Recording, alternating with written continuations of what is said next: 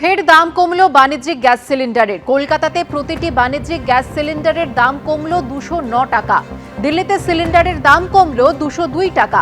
কলকাতায় আজ থেকে 19 কেজি বাণিজ্যিক গ্যাস সিলিন্ডারের দাম 2872 টাকা 50 পয়সা। এর আগে গত 1 জুলাই কলকাতায় 174 টাকা কমেছিল বাণিজ্যিক গ্যাসের দাম, যদিও ঘরোয়া রান্নার গ্যাসের দাম অপরিবর্তিত রইল। 14.2 কেজির সিলিন্ডারের দাম কমেনি, তার 968 টাকাই রয়েছে।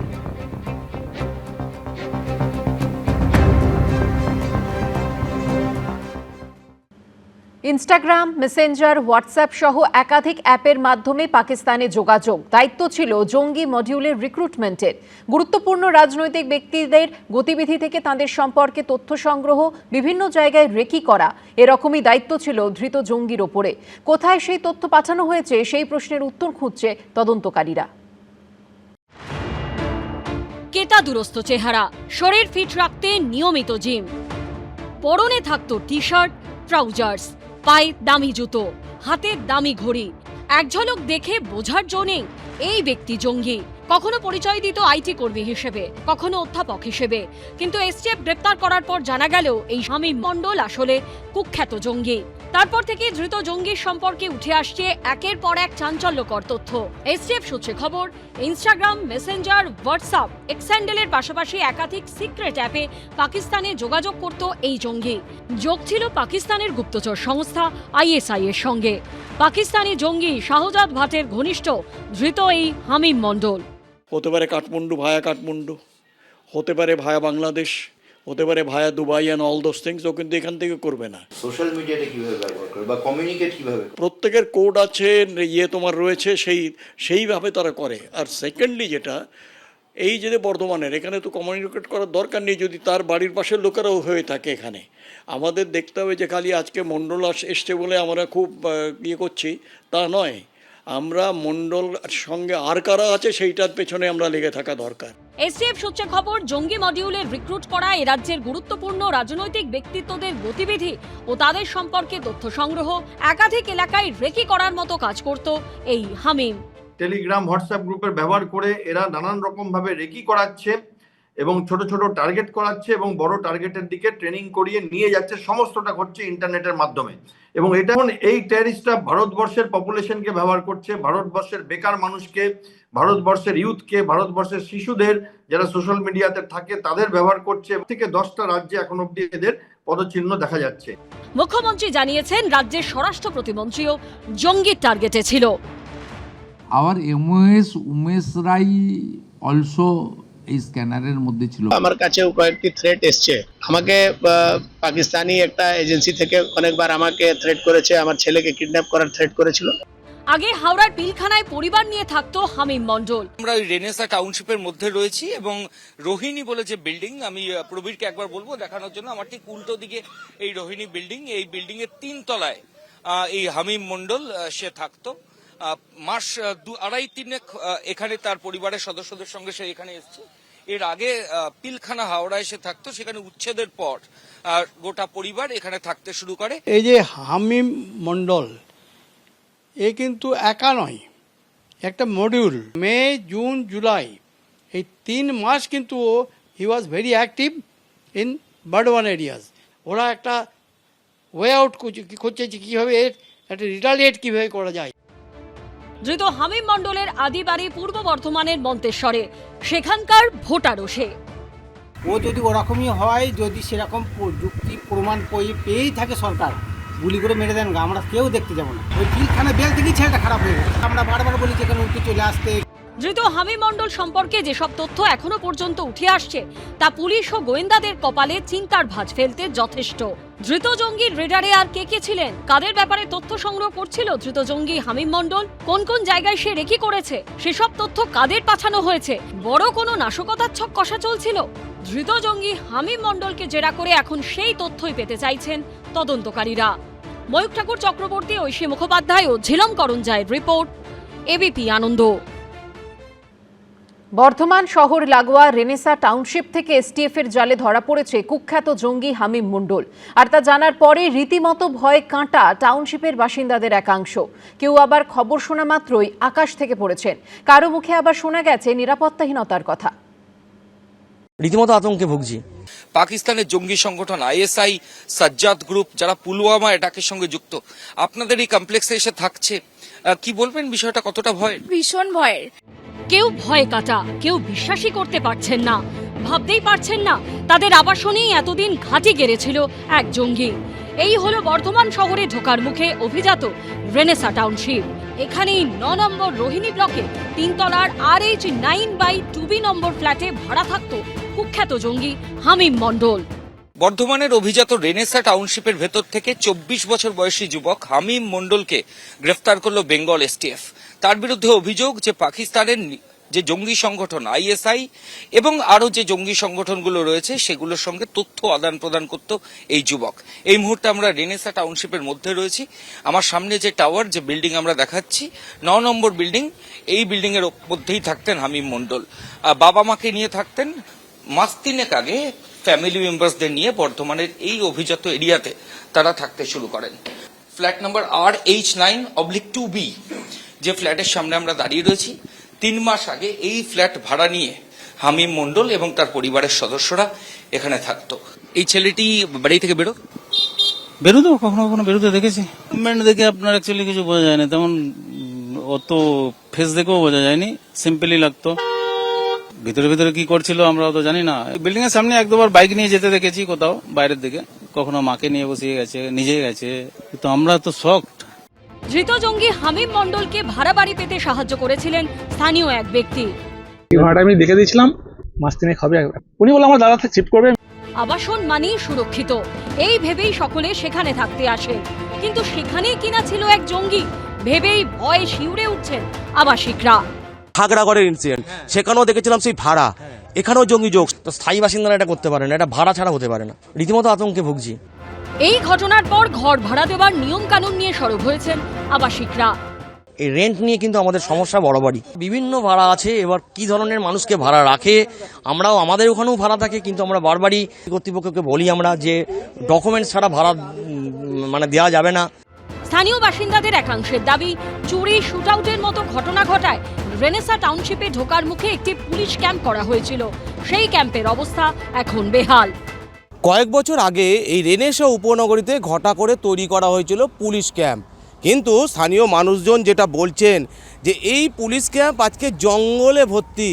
আজ থেকে 1 বছর আগেও এখানে ক্যাম্পে পুলিশ কর্মীরা থাকতেন, কিন্তু এখন কার্যত সমস্ত কিছুই পড়ে আছে, গোটা প্রেমিসেস জঙ্গলে ভর্তি হয়ে উঠেছে। এখানে আমাদের ডিআইজি আছে, এসপি আছে, অনেকে আছে, কিন্তু তারা থাকার পরেও এখানে আমরা নিরাপত্তাহীনতায় ভুগছি। এখানে কেউ কিছু চেক করে না যে কে আসছে কে যাচ্ছে, কোনো সিকিউরিটি গার্ডরা কোনো গাড়ি নাম্বার চেক করা বা কিছু করে না। নিরাপত্তার খোঁজে যেখানে আসা, আপাতত সেখানকার বাসিন্দাদের গ্রাস করেছে নিরাপত্তাহীনতা। ময়ূখ ঠাকুর চক্রবর্তী ও কমল কৃষ্ণদের রিপোর্ট, এবিপি আনন্দ। বর্ধমান থেকে এসটিএফ এর জালে জঙ্গি হামিম মণ্ডল, যেখান থেকে তাকে গ্রেফতার করা হয়েছে সেখান থেকে 3 কিলোমিটারেরও কম দূরত্বে খাগড়াগড়, যেখানে 2014 সালে ভয়াবহ বিস্ফোরণ ঘটে। সামনে আসে জঙ্গি নেটওয়ার্ক। এরপরও পশ্চিমবঙ্গের নানা প্রান্তে একের পর এক জঙ্গি কিংবা তাদের লিঙ্কম্যান গ্রেফতার হয়েছে।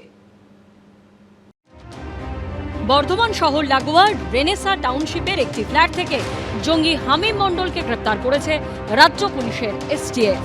যেখান থেকে খাগড়াগড়ের দূরত্ব 3 কিলোমিটারেরও কম। সেই খাগড়াগড় যেখানে 12 বছর আগে 2014 সালের 2রা অক্টোবর ভয়াবহ বিস্ফোরণ হয়। উঠে আসে বাংলাদেশের জঙ্গি সংগঠন জামাতুল মুজাহিদিন বাংলাদেশ বা জেএমবির নাম, যাদের সঙ্গে বাংলাদেশে অত্যন্ত শক্তিশালী ও সক্রিয় জঙ্গি সংগঠন আনসারুল্লাহ বাংলাদেশের টিমের সম্পর্ক অত্যন্ত জোরালো।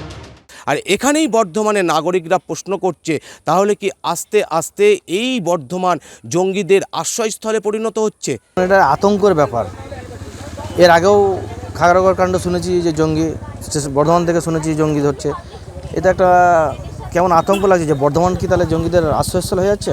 সিকিউরিটি টাইট না থাকার জন্য এটা হচ্ছে। খাগড়াগড়ের ইনসিডেন্ট, সেখানেও দেখেছিলাম সেই ভাড়া, এখানেও জঙ্গি যোগ। তো স্থায়ী বাসিন্দারা এটা করতে পারে না, এটা ভাড়া ছাড়া হতে পারে না। রীতিমতো আতঙ্কে ভুগছি। শুধুমাত্র বর্ধমানেই নয়, পশ্চিমবঙ্গের নানা প্রান্তে একের পর এক জঙ্গি কিংবা তাদের লিঙ্কম্যান গ্রেপ্তার হয়েছে। এর আগে 2020 মার্চে উত্তর 24 পরগনা থেকে তানিয়া পারভিনকে গ্রেপ্তার করে পশ্চিমবঙ্গ পুলিশের এসটিএফ, যার সঙ্গে পাকিস্তানের একাধিক লস্কর জঙ্গির পরিচয় ছিল বলে এনআইএ সূত্রে খবর। বর্ধমান একটা আইসোলেটেড জায়গা নয়, বিভিন্ন জায়গায় এদের মডিউল ছড়িয়ে আছে। এই যে এরা কিন্তু বাড়ি ভাড়া নিয়ে কাজ করে, সুতরাং আমাদের হচ্ছে যে এদের নজরদারি, আমাদের influence both the state and central, তাদের দায়িত্ব হচ্ছে এই সব মডিউলগুলো দেখা আমাদের দায়িত্ব। এখানে অনেক এদের সিস্টার অর্গানাইজেশন রয়েছে যারা এদের মদত দেয়, সে আহলে হাদিসই হোক বা তকবীর জামাতি হোক, আগেও দেখেছি এখনও দেখছি। অপারেশন প্রভাতে অসম পুলিশ এসে মুর্শিদাবাদ থেকে গ্রেপ্তার করে নিয়ে গেছে আনসারুল্লাহ বাংলা টিমের জঙ্গিদের। এমনকি যে 7 রাডিকে অসম পুলিশ কেরল থেকে গ্রেপ্তার করেছিল সে 10 বছর ধরে ছিল মুর্শিদাবাদে। কখনো আবার কাশ্মীর পুলিশের তথ্যের ভিত্তিতে দক্ষিণ 24 পরগনার ক্যানিং থেকে ধরা পড়েছে জঙ্গি। গোয়েন্দা সূত্রে দাবি, জাভেদ আহমেদ মুন্সিকে এ রাজ্যে পাঠিয়েছিল পাকিস্তানি জঙ্গি সংগঠন লস্কর-ই তৈবার হ্যান্ডলাররা। 2023 সালে ভুয়ো পরিচয়পত্র তৈরি করে ভারতে অনুপ্রবেশের অভিযোগে 4 জন বাংলাদেশি নাগরিককে গ্রেপ্তার করে গুজরাট এটিএস। তারা প্রত্যেকেই আল কায়দা জঙ্গি সংগঠনের সঙ্গে যুক্ত। তদন্তে উঠে আসে পশ্চিমবঙ্গ থেকেই তাদের ভুয়ো পরিচয়পত্র তৈরি করা হয়েছিল। পরিচয় গোপন করে তারা গুজরাতের আহমেদাবাদে গিয়ে থাকছিল। এছাড়া বীরভূম থেকে 2 জন ও দক্ষিণ 24 পরগনা থেকে 1 জন সন্দেহভাজন জেএমবি জঙ্গিকে ধরেছে রাজ্য পুলিশের স্পেশাল টাস্ক ফোর্স। আমি প্রথম একবার যখন আমি আগে নিউটনে বসতে এসেছিলাম, তখন একটা চিঠি আমি পাঠিয়েছিলাম চিফ সেক্রেটারিকে, যে খুব ভালো লাগছে দেখতে আমাদের, কিন্তু আমাদের সিকিউরিটিটা কোথায়। আজকে যেটা হয়েছে, আজকে নিউটাউনে যত ধরনের হোর্ডিং, পালিয়ে লুকিয়ে থাকা কিংবা ওপারের সঙ্গে যোগাযোগ রাখা, এই জিনিসগুলো কিন্তু যতক্ষণ না আমরা খুব স্ট্রিক্টলি এদের ডিল করব তারপরে কিন্তু আমাদের হাতের বাইরে চলে যাবে। সব মিলিয়ে একের পর এক জঙ্গির গ্রেপ্তারিতে পশ্চিমবঙ্গের নিরাপত্তা নিয়ে বাড়ছে উদ্বেগ। কমল কৃষ্ণ দে, ঐশী মুখোপাধ্যায় ও ঝিলম করঞ্জাইয়ের রিপোর্ট, এবিপি আনন্দ। নাজিবুদ্দিন মণ্ডল ওরফে টুলু মণ্ডল বীরভূমের স্টোন সম্রাট। প্রশ্ন হলো, সেই টুলু মণ্ডল এখন কোথায়? তদন্তকারীদের আশঙ্কা, দুবাই হয়ে তুরস্কে তার গা ঢাকা দেওয়ার সম্ভাবনা রয়েছে। এদিন মুখ্যমন্ত্রী শুভেন্দু অধিকারী বলেন, আমরা প্রাথমিকভাবে যেটা জেনেছি যে উনি দেশের বাইরে রয়েছেন। বর্তমানে টুলু মণ্ডলের 4টি ফোনই সুইচড অফ রয়েছে। তার সম্পত্তির বহর দেখে চোখ ধাঁধিয়ে গিয়েছে রাজ্যবাসীর। বৃহস্পতিবারের আগে পর্যন্ত যার নাম কজন জানতেন তার ঠিক নেই, এখন মুখে মুখে ঘুরছে তার নাম।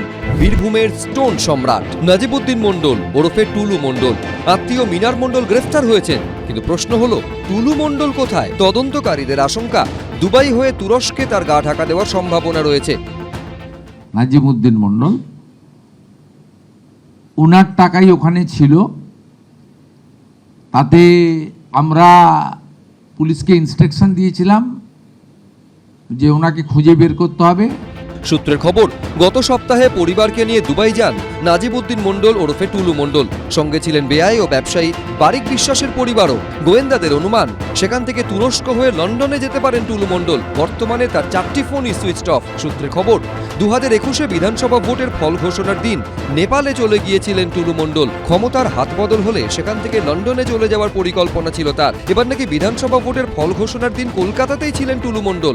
আমরা প্রাইমারি যেটা জেনেছি, আউট অফ কান্ট্রি রয়েছেন, মানে 4 তারিখে পরিবর্তনের পরেই হয়তো সরে পড়েছেন, হতে পারে, সেটা পুলিশ দেখবে, ইনভেস্টিগেশন পার্টে আছে। সূত্রের খবর, বিদেশেও ফ্ল্যাট কিনেছেন নাজিবুদ্দিন ওরফে টুলু মণ্ডল। দুবাইতে অন্তত 2টি ফ্ল্যাটের মালিক তিনি ও তার পরিবার। সূত্রের খবর, ইতিমধ্যেই ভিয়েতনাম থেকেও ঘুরে এসেছেন টুলু মণ্ডল। সেখানেও সম্পত্তি কেনার ব্যাপারে কথাবার্তা চলছে। মাথা অবধি পৌঁছতে হবে, সরকারকে এটা নিশ্চিত করতে হবে এই মাথা অবধি যাতে পৌঁছানো যায়। মানে আমার ধারণা আরও যত গভীরে যাওয়া যাবে তত আরও অনেক কিছু উন্মোচিত হবে। টুলু মণ্ডল এতদিন বাদে, এই গল্পটা একদিন বাদে আসছে কেন? তো সুতরাং এর উপর অ্যাকশান হতে এত দেরিই বা কেন? তো এখন যেগুলো শোনা যাচ্ছে, তো সেগুলো কারা কারা এর পেছনে আছে, অবৈধ টাকা, অবৈধ সোনা, এই গুপ্তধনের পেছনে কে আছে, কারা আছে, নিশ্চিতভাবে পুরো দস্তুর তদন্ত হওয়া উচিত। সূত্রের খবর, দেশের গণ্ডি পেরিয়ে বিদেশেও রিয়েল এস্টেটের ব্যবসায় কোটি কোটি টাকা বিনিয়োগ করেছেন টুলু মণ্ডল। সৌদি আরবে খাদ্য সামগ্রী, কাঁচা আনাজ এবং মাছের এক্সপোর্ট ব্যবসাও ছড়িয়েছিলেন তিনি। তার একের পর এক সম্পত্তি, কেজি কেজি সোনা, কোটি কোটি টাকার ছবি সামনে এসেছে। কিন্তু টুলু মণ্ডল কোথায়? তার সম্পত্তির মতো সেটাও কোটি টাকার প্রশ্ন। সন্দীপ সরকার, সুমন খরাই, এবিপি আনন্দ। এবিপি আনন্দ, এগিয়ে থাকে, এগিয়ে রাখে।